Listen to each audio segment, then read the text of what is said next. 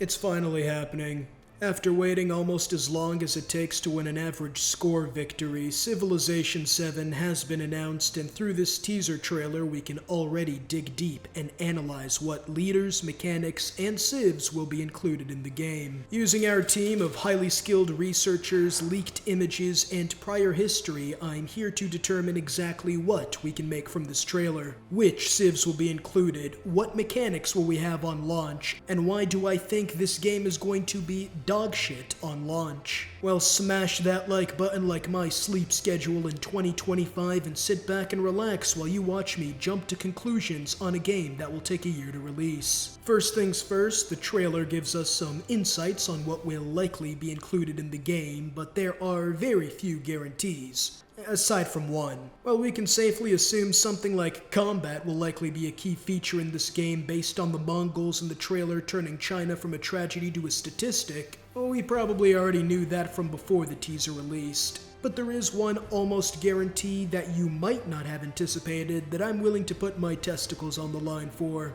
The game will be released around November 2025. The more astute of you may realize that the trailer didn't specify a release date despite my affirmations. Let me explain. Civilization is a AAA series. They could release a gacha side game where you can collect a 5-star Cleopatra after 100 pulls and $500 spent, while having the CEO of Firaxis be caught on film engaging in predatory no-nos on Epstein's Island in 4K, and it would still be the most popular strategy game on the market. Because of their massive girth in the 4X market, they don't exactly need to worry about ducking other popular 4X strategy games. Because there are none. The closest you can come to is Ara coming out in late 2024, but let's be honest, Civilization takes Ara back out to the woodshed and fucks it in doggy 8 days of the week. Especially when you look at the relative failures Humankind, Old World, and Millennia were compared to Civilization 4. But most importantly is the fact that the season of giving is where most of the profits lie, especially when you are a massive corporation, as evidenced by the fact that all the AAA games release around November, December, your Call of Duties and 2Ks and the like. And because of this reason, and also the fact that Civilization has a near monopoly, I feel confident standing on business with my November 2025 position. But while we can assume what day the game will come out on, the same can't be said for the eras and which will appear in the game. Mostly. You see, the ancient era is a given, but judging by the eras the game went across, we can see exactly 5 others. And a last era that wasn't in the teaser, but will still likely be in the game due to one fact. Before we get to that though, as for the eras showcased by the trailer, we have the medieval era, the Renaissance, the industrial, the modern, and atomic eras. This seems fairly standard and will likely be the set structure for the game, as there really aren't many more you could fit in aside from possibly the classical era. But the last era will almost surely be future, since it is much easier to sell a game when you have a giant death robot as an endgame prize.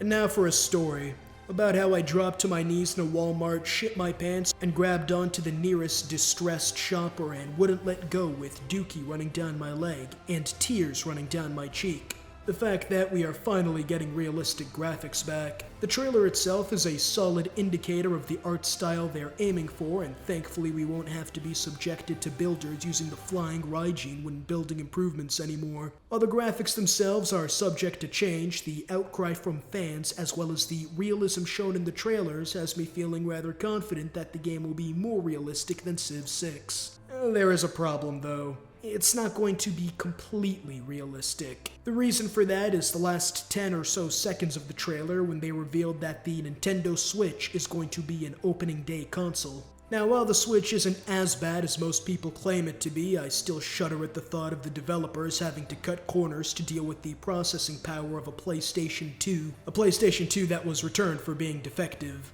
And so don't expect some sort of revolutionary graphical improvement that will blow your mind, but they should still be on par with a sort of updated Civ 5 if I had to guess. And while you still might not be convinced that we won't have Clash of Clans ported over instead of realistic graphics, we still haven't looked at my trump card. Photos have already been leaked. This error page appeared on the website for a brief minute, and while they could have posted this to mislead the public and come back out with Brawl Stars as a strategy game, that's probably as bad of an idea as revealing that the person behind the glory hole was actually a dude. No diddy. This likely proves that the graphics will be realistic, but more importantly, we can also make two key assumptions. One, natural disasters are back. They literally have a volcano erupting harder than the collective Civ fandom when the teaser was released. But the second is a little more interesting. Districts will likely make their return. We can see not only a watchtower, which I'll assume is an encampment of some kind, but we can also faintly view smoke coming out of what appears to be an industrial sector. This is likely not firm evidence of the matter, but as an assumption, this is more likely than not what is going to happen. But what else will likely be included on launch based on the teaser aside from graphics? First thing we notice from the trailer is that there were quite the number of artists and musicians included in the teaser, and I don't think that's a coincidence. Great works will make a return and will lead to a revamped cultural victory. In fact, they were so prominent I'm almost confident on this fact and how this will be a key marketing point for Civilization 7. But not only that, we also got a ship. Now, naval combat in Civilization is like admiring the vivid scenery and realistic, lush jungle in a Minecraft map, but I don't think that was the reason they added in this visual. I believe that trade will make a return in Civ 7 and will form a key role in developing the economy. Hopefully more than just giving gold, which is what you normally use traders for in Civ 6, but maybe not. There was like one ship for all I know, you might not even be able to trade at all. Finally, science will obviously be included. Yeah, no shit. Finally, I want to look at this builder. The hammer looks awful communist, don't you think? Well, yes, he is building a railroad. That specific hammer has been used in Civilization in the past to demonstrate communism, so don't be surprised if ideology will make a return in this iteration of Civ.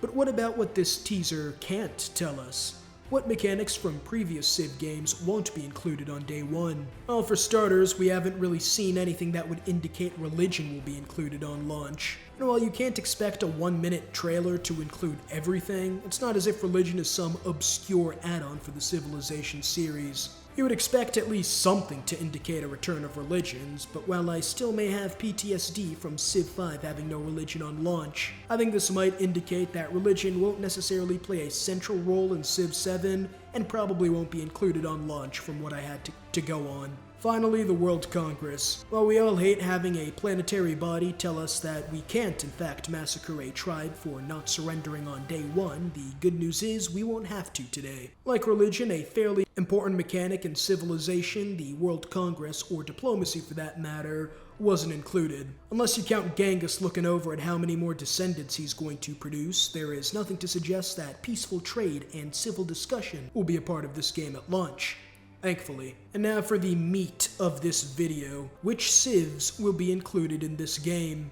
While we can't say for sure, there are two pieces of evidence I'd like to present. The first of which is which civs will be included on day one and which civs will be included eventually. The first piece of evidence is the trailer itself. We can see here an Egyptian woman on a chair, a woman who looks awfully like Cleopatra, which will no doubt be included on launch since adding in an Egyptian leader other than Cleo is just leaving money on the table. The second is, of course, the Mongols. Okay, this is obvious. Mongolia is in the game, likely at launch, and the leader is going to be Genghis. While you could make the argument for Kublai Khan, why would they do that? That's like picking a EuroLeague starter when you can pick Prime LeBron in the draft. Of course, we have to look at who the unlucky fool to oppose Genghis is, and judging by the wall, it's either going to be China or Trump. Forgive me for assuming it's going to be China. And finally, I may not have a PhD in English history, but that looks kind of Anglo to me. These 4 civs and 2 leaders will almost assuredly be on launch, but I want to take your attention to this Reddit post. Well, thank God I'm not a lawyer. I bring up Reddit and they're gonna take the bar from the bar exam and beat my head in with it. You can see ever since Civilization 1, America, Greece, Rome, England, Germany, Mongolia, Babylon, Japan, India, China, Aztecs, France, Egypt, Zulu, and Russia have been included in the game. Now, you could make the argument that maybe they'll do something like not include a very important civ that will drive sales from every part of the globe into the game, but you could also chug a picture of bleach using a shot glass. And finally, since Civ 3, we've always had Arabia, Carthage, Gaul, Spain, Persia, Norway, Ottomans, Portugal, Netherlands, Byzantium, and Korea. These are the civs that will likely be included in the game at some point, and there is a strong chance most of them will be available on launch. But I want to include one last section in this video on why this game is going to be absolutely terrible at launch. You see, during a section of the video, I have made assumptions on some things that will be cut from previous games, and that's not without reason. Why would you include everything people want on launch when you can use them to market DLCs in the future?